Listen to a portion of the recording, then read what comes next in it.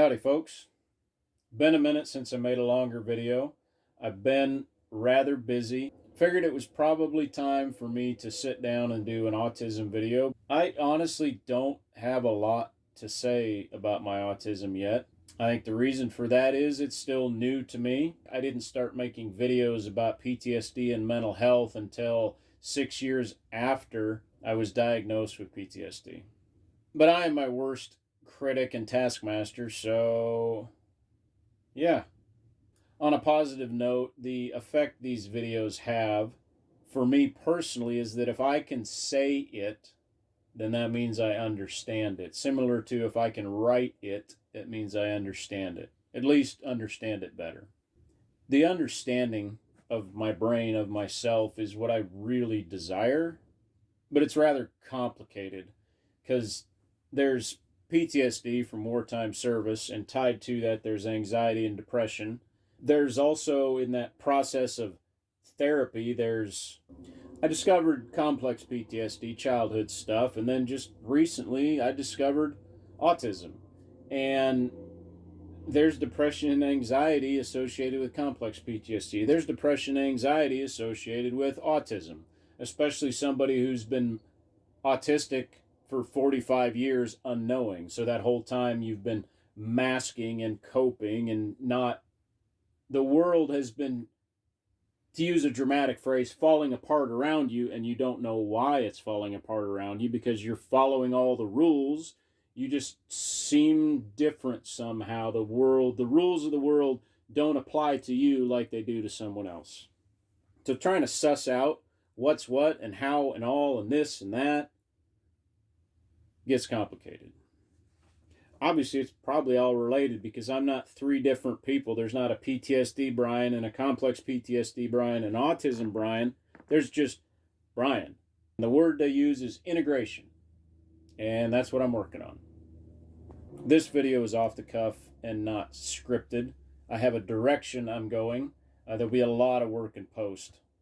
I've taken several autism tests over the last few months. All of them indicate high likelihood of autism. In the beginning, when it was a new surprise, I read and read and read and read and read. And then I got overwhelmed by the amount of information out there, as is typical on the internet, especially with professional information and anecdotal information and just misinformation and differing perspectives, because a lot of autism folks online are at least a generation younger than me, and they have a completely different take on the world than I do.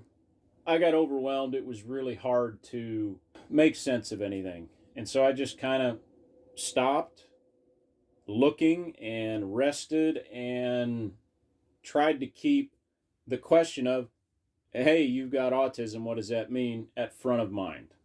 The bulk of what's been happening has been twofold. One, it has been learning to advocate for myself in the relationship communication category, because PTSD was new several years ago, and Alicia and I had to work through that. And so autism is now, the understanding of autism is new to our relationship, and so we have to work through that. And the other thing that has been happening in my brain is reassessing old memories through the lens of autism. I think I've mentioned that before, and I even told a story once from when I was a kid that really popped out at me as like, hey, this is an indicator. But I have this thing where I have bad memories pop to the surface. Times that I made a mistake, times that I messed up, times that I got in trouble, times that I screwed something up or broke something or hurt someone's feelings or looked like an idiot or said something stupid or whatever. My whole life seems to be on bad memory replay, just depending on what the nasty voice in my head wants to shame me with that day.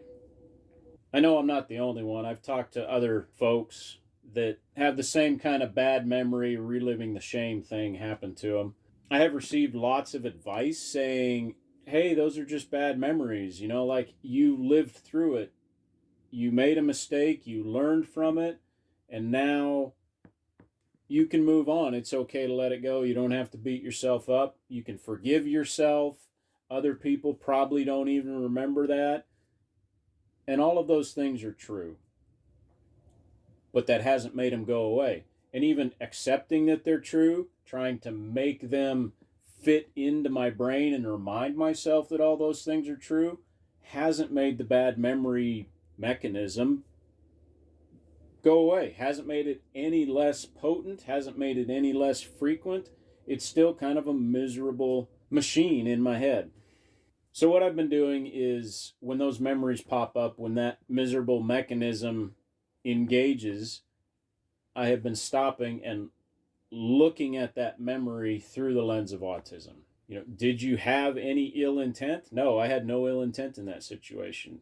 Were you trying to be kind? I was trying to be kind. I was trying to get her number and get to know her. Yeah, so probably autism, bud. It's okay.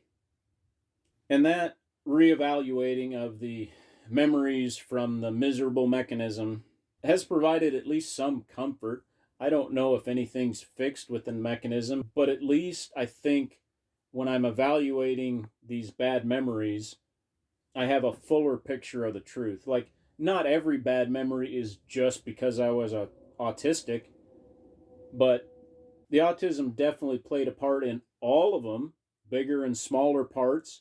And then the other, just making mistakes or being young or not understanding or you got angry or, whatever. Like the rest of my life has all been colored in already. And now I can color in the autism parts of it in that situation. And I am hopeful that means now that I've answered the nasty voice in my brain completely, explained it completely, I understand it completely. Hopefully I can integrate it and we're done ruminating on this crap. Folks, I hope that you're doing well. Thanks for your patience with me. I hope this audio is better than what I've been doing. Remember, hope is a choice.